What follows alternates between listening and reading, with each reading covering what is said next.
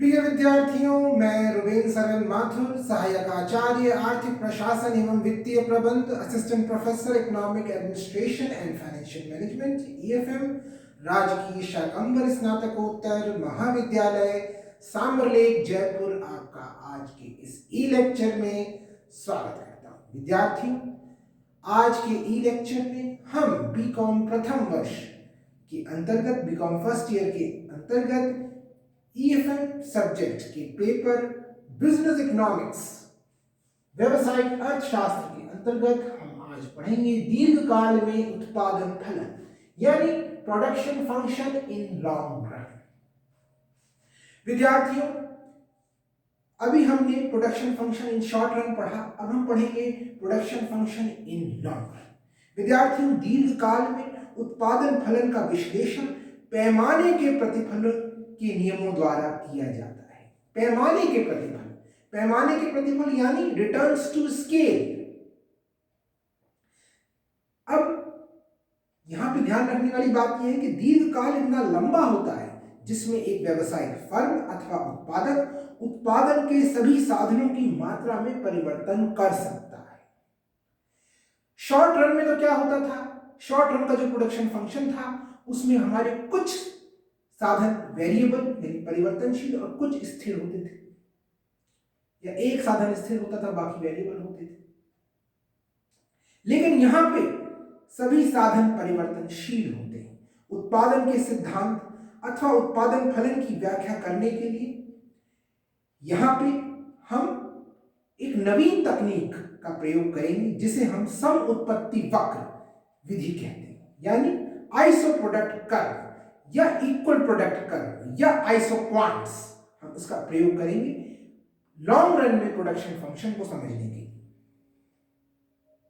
सम उत्पत्ति वक्र विधि मांग के उदासीनता वक्र विश्लेषण की तरह काम करती है। जैसे हमने उदासीनता वक्र पढ़ा था, इंडिफरेंस कर्व, उसी तरह से आइसो प्रोडक्ट कर्व भी उसी की तरह काम करता है।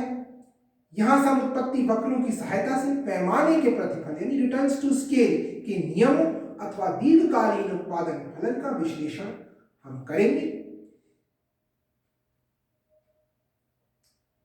विद्यार्थियों, दीर्घकालीन उत्पादन फलन को सभी परिवर्तित आदायों का फलन भी कहते हैं।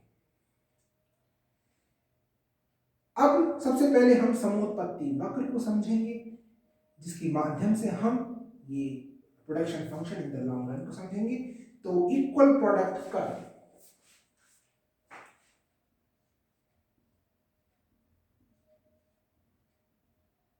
इक्वल प्रोडक्ट कर्व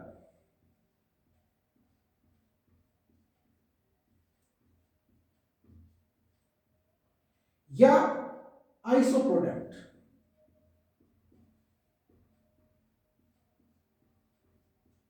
ये किसकी तरह होता है, इंडिफरेंस कर्व की तरह, उदासीनता वक्र की तरह, या आइसोक्वांट्स।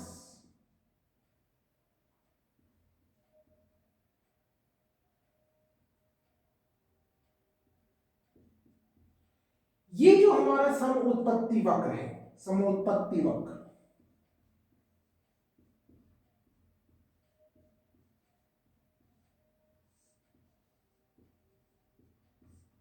समोत्पत्ति वक्र। विद्यार्थियों, समोत्पत्ति वक्र अथवा सम उत्पादक वक्र उत्पादन के दो साधनों के उन विभिन्न संयोगों को व्यक्त करता है जिनसे समान मात्रा में उत्पादन प्राप्त होता है। ध्यान से सुनिए, समोत्पत्ति वक्र अथवा सम उत्पादक वक्र उत्पादन के दो साधनों के उन विभिन्न संयोगों को व्यक्त करता है जिनसे समान मात्रा में उत्पादन प्राप्त होता है। एक समोत्पत्ति वक्र पर प्रदर्शित उत्पादन के साधनों के सभी संयोगों से हमें समान मात्रा में उत्पादन प्राप्त होता है। एक समोत्पत्ति वक्र पर प्रदर्शित उत्पादन के साधनों के सभी संयोगों से समान मात्रा में उत्पादन संभव होता है, इसलिए उत्पादक उनमें उदासीन होता है। उत्पादक है, जो हमारा प्रोड्यूसर है, उसको अंतर नहीं पड़ता, क्योंकि वो कौन सा कॉम्बिनेशन चूज करे, क्योंकि सभी कॉम्बिनेशंस बराबर का प्रोडक्शन हमें दे रहे हैं, तो वो उनमें उदासीन होता है, अर्थात उन संयोगों के बीच उसका कोई अधिमान यानी नहीं होता, प्रेफरेंस नहीं होती। इसलिए इन समोत्पत्ति वक्रों को उत्पादन उदासीनता वक्र, प्रोडक्शन इंडिफरेंस कर्व भी कहते हैं। समोत्पत्ति वक्रों की धारणा को हम यहां पे एक उदाहरण से समझ सकते हैं। यहां पे विद्यार्थियों हम एक उदाहरण लेंगे। ये समोत्पत्ति वक्र है, ये पूरी तरह से इंडिफरेंस कर्व की तरह, ये लगभग इंडिफरेंस कर्व की तरह ये काम करता है।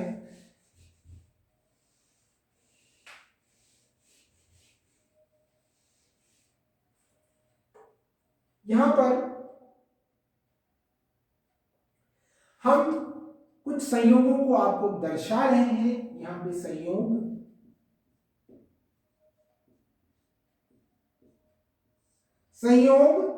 साधन x, हमारा साधन x क्या है यहां पे, हमारा साधन x है यहां पे श्रम यानी लेबर, और साधन y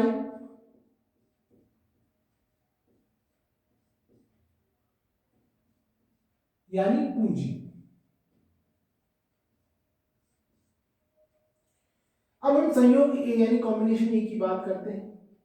तो कॉम्बिनेशन एक में हम साधन x की यानी श्रम की 1 इकाई का उपयोग कर रहे हैं और साधन y की 12 इकाइयों का उपयोग कर रहे हैं।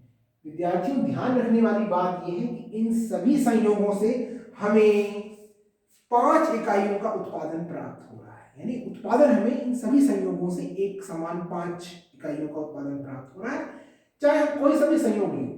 अब हम संयोग एक को देखते हैं। यदि हम साधन x यानी श्रम की 1 इकाई और साधन y पूंजी की 12 इकाइयों का उपयोग करें, तब हम 5 इकाइयों का उत्पादन करते हैं। अब हम संयोग b को लेते हैं। संयोग b में भी हम उतना ही उत्पादन कर रहे हैं, लेकिन यहाँ पर हम साधन x यानी श्रम की 2 इकाइयों का उपयोग कर रहे हैं, और लेकिन यहाँ पे साधन y की इकाइयों का उपयोग हमें कुछ कम करना पड़ेगा, लेकिन कितना कम करेंगे, तो यहाँ पे 8 हमने कर लिया है। अब यहाँ देखिए विद्यार्थियों कि उत्पादन यहाँ पे 12 से 8 हो गया। उत्पादन नहीं, यहाँ पे जो साधन y है पूंजी, साधन y है पूंजी, वो 12 से 8 हो गया।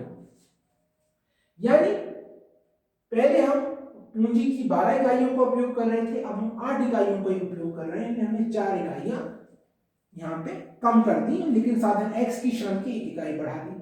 अब हम तीसरे संयोग की बात करें तो हमने साधन x की 1 इकाई और बढ़ा दी, लेकिन यहाँ पे हमने साधन y की केवल 3 इकाई घटाई है और हम 5 इकाइयों का उपयोग कर रहे हैं।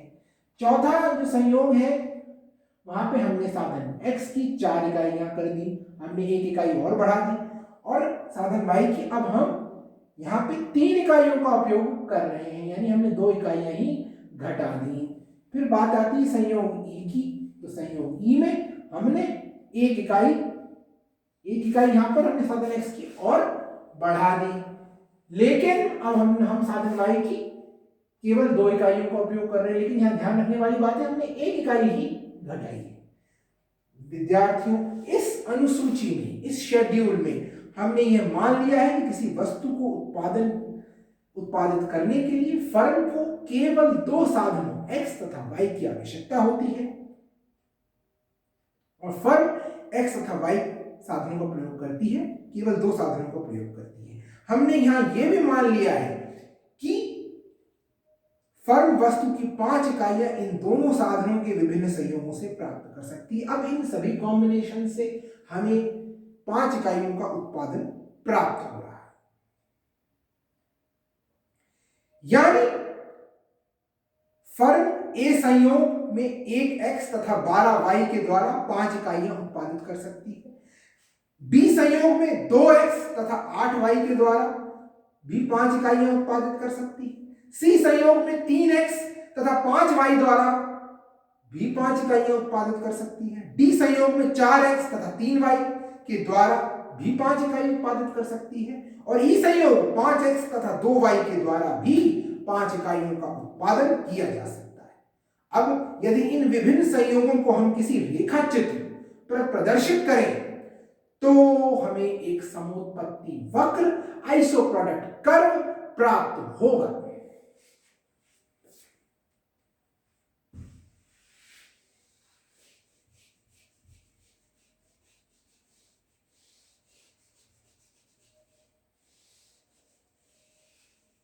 तो विद्यार्थियों हम यहां पे एक आइसोप्रोडक्ट कर्व देखेंगे कैसा होता है।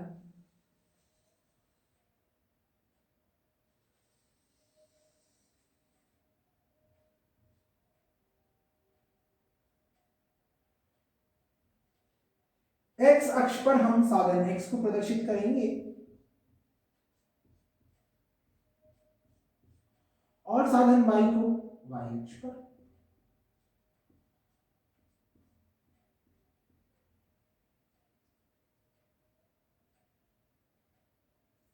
यहां पर हम इकाइयां भी प्रदर्शित करेंगे साधन एक्स की, 1 2 3 4 5।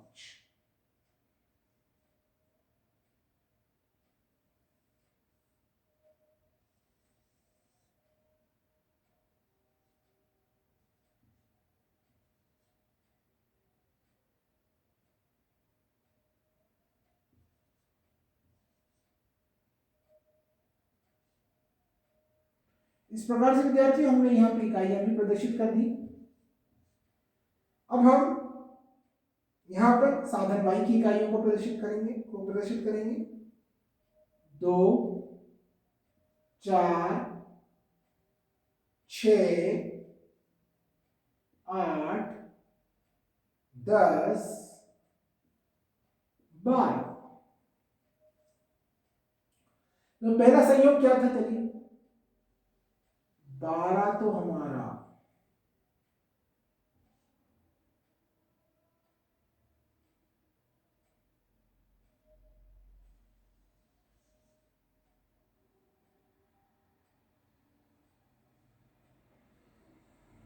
y और 1x। अगला संयोग था 8y और 2x।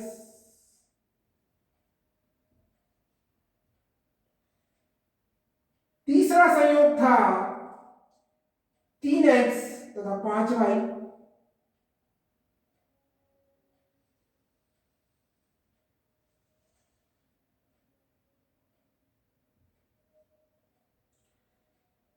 चौथा संयोग था 4x तथा 3y।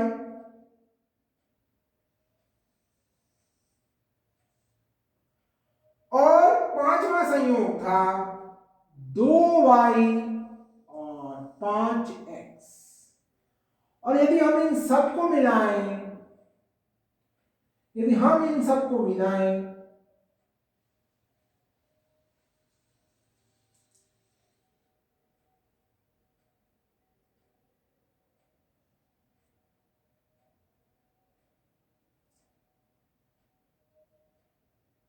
तो हमें एक समोत्पत्ति वक्र प्राप्त हो।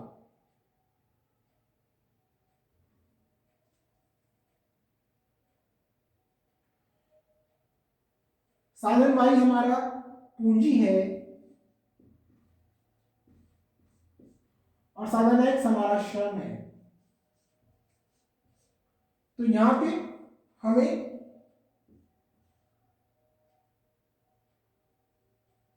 इन सभी संयोगों को मिलाने से हमें विद्यार्थियों इस तरह से हम रेखा चित्र देख सकते हैं। यहाँ पे हमने जो आपको टेबल दिखाई थी, उदाहरण दिया था, उन सभी संयोगों को हमने इस रेखा चित्र पर व्यक्त किया है और हमने रेखा चित्र पर प्रदर्शित किया है और उसके द्वारा हमने ये संयोग हमें दिखाए कि पहला हमारा संयोग क्या था, संयोग ए, वो ये था साधन x की 1 इकाई और साधन y की 12 इकाई। चलिए 1 और 12। दूसरा संयोग हमारा था साधन x की 2 इकाई ले ली और 8 इकाई ले ली y की पूंजी की। तीसरा संयोग हमारा था 3 इकाइयां तो हमने ले ली साधन x की और यहाँ 5 इकाइयां ही ली साधन y की। चौथा संयोग हमारा था 4 इकाइयां हमने ले ली साधन x की 3 इकाइयां ली हमने साधन y की, और 5वां संयोग था कि हमने 5 इकाई तो ली हमने साधन x की और 2 इकाई ली साधन y की। इन सभी संयोगों को हमने मिलाया तो हमें P रेखा प्राप्त हुई, यानी समोत्पत्ति सम उत्पादन रेखा, आइसोप्रोडक्ट कर्व।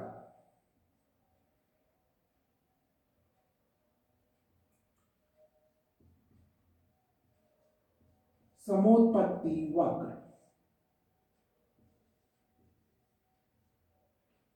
समोत्पत्ति रेखा। तो विद्यार्थियों, हम इस प्रकार देख सकते हैं ये समोत्पत्ति रेखा उदासीनता वक्र की तरह होती है। विद्यार्थियों, अब हम बात करेंगे समोत्पत्ति वक्र और उदासीनता वक्र। समोत्पत्ति वक्र देखने में उदासीनता वक्र की तरह मालूम होता है, लेकिन दोनों में कुछ महत्वपूर्ण अंतर है।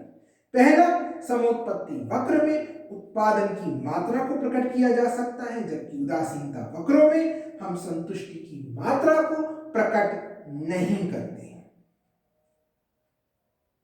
उदासीनता वक्र क्या करता है? उदासीनता वक्र दो वस्तुओं के उन सभी संयोगों को प्रकट करता है जिनसे उपभोक्ता को समान संतुष्टि मिलती है,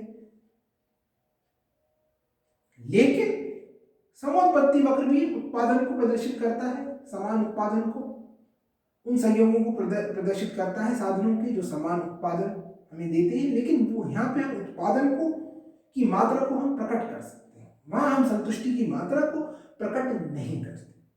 दूसरा जो अंतर है वो है कि समोत्पत्ति वक्रों का हम एक मानचित्र बना सकते हैं और उसके द्वारा हम ये भी बता सकते हैं कि नीचा जो समोत्पत्ति वक्र है, नीचा जो आइसोप्रोडक्ट कर्व है, वो ऊंचे समोत्पत्ति वक्र की तुलना में कितना कम उत्पादन बता रहा है। भाई हम इंडिफरेंस कर्व का भी एक मैप बना सकते हैं, लेकिन उसमें हम ये नहीं बता सकते कि भाई ऊपर वाला जो इंडिफरेंस कर्व है वो नीचे वाले से कितना अधिक है, लेकिन समोत्पत्ति वक्र की स्थिति में हम ये बता सकते हैं। समोत्पत्ति वक्रों का हम मानचित्र बना सकते हैं तथा उनके द्वारा हम ये बता सकते हैं कि नीचा समोत्पत्ति वक्र ऊंचे समोत्पत्ति वक्र की तुलना में कितना कम उत्पादन बता रहा है, अथवा ऊंचा समोत्पत्ति वक्र नीचे समोत्पत्ति वक्र की तुलना में कितना अधिक उत्पादन बता रहा है।